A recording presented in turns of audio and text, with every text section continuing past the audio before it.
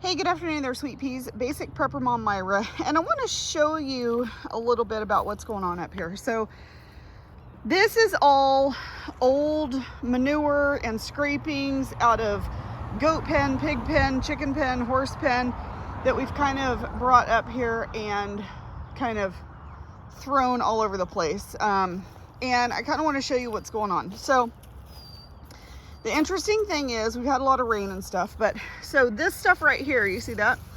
This is actually, if you look at it, this is actually wheat that's growing. So this is whatever was in the horse feed or the manure, whatever, but there's quite a bit of it growing. Now the other thing, along with, I'm trying not to step on stuff here if I can find it. Hold up, we're gonna go over here. And all of these are little sunflowers that are coming up. So we'll end up with a whole bunch of sunflowers. But this other stuff, where's that? Here we go. So mixed in with the wheat and stuff, we've got this stuff right here.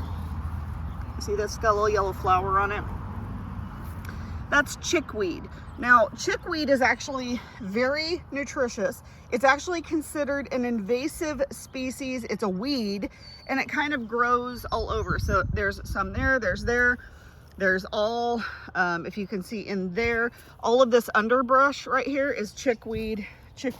Now, the wonderful thing about chickweed is that all animals, there's some over here, all animals can eat chickweed. So that's amazing. Specifically rabbits, chickens love it, pigs love it too. Now, I'll show you something else. This stuff, if you see, hold on here, with the little white flowers, okay?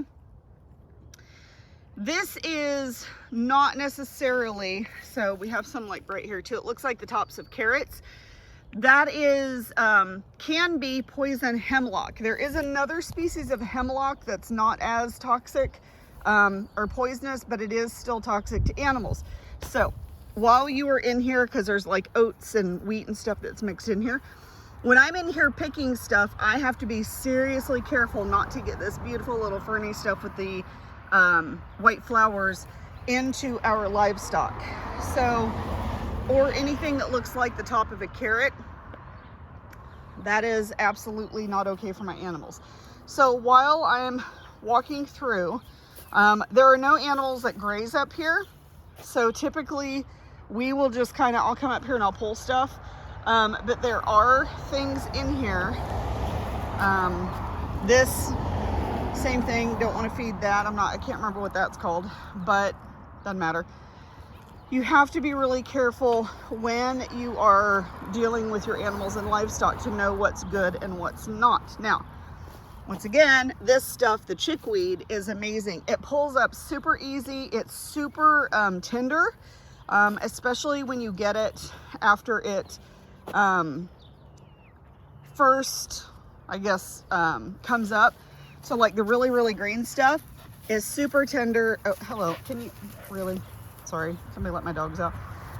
This stuff, you can tell it's kind of changing color, getting a little drier, but it's still definitely edible for them and they still really like it. So all of this that you see here, all of this is actually oat.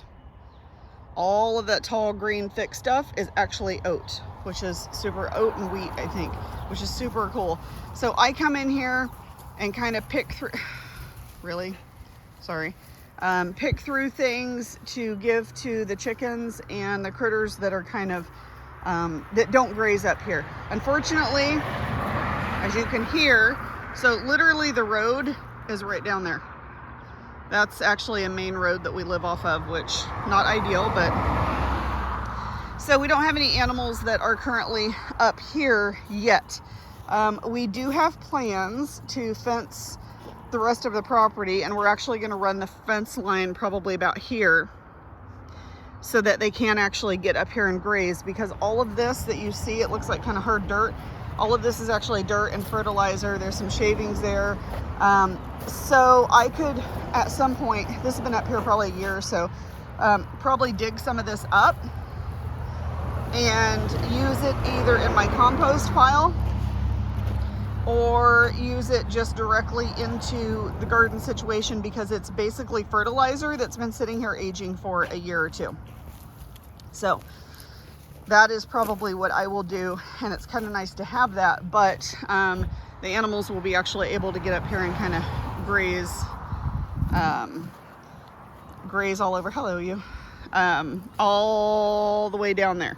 So we'll run the fence line probably about where that tree is, and that'll still give them a pretty good area to graze, because all of this in the spring, all of this is just thick and green like this. So that'll be pretty awesome. It does eventually dry out, but so when you're looking for alternatives to feed your animals, that's what you have to look at.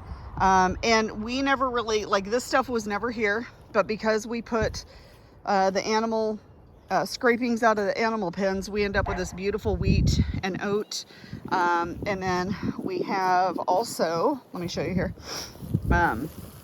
It's kind of starting to dry out, but this stuff right here, it's kind of dried out.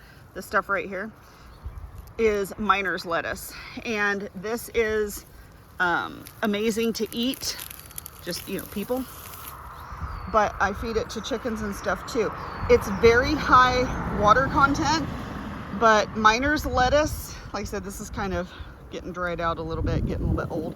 Miner's lettuce is really, really high in vitamin C, and it's actually what the miners used because they couldn't get a lot of citrus and a lot of fruit.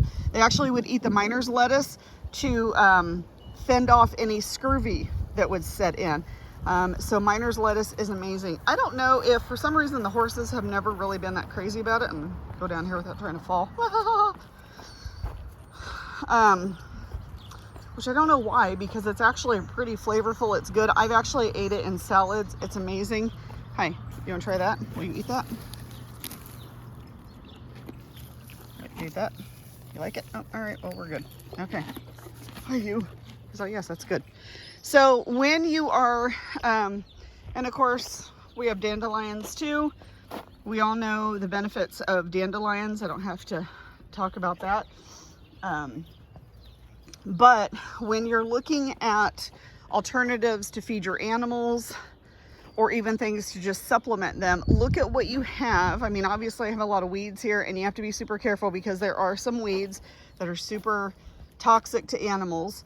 So you definitely want to look at that. But look at what you can do with, if you have livestock, if you have animals, start scraping everything out. Thankfully, we have a tractor that we do that with. We've been putting all of the scrapings when we clean out pens up in here, so that when we do get rain, it actually, this is what grows. So it's gotten quite amazing. I'm pretty pleased with how things are going. So it's kind of naturally occurring, but not really.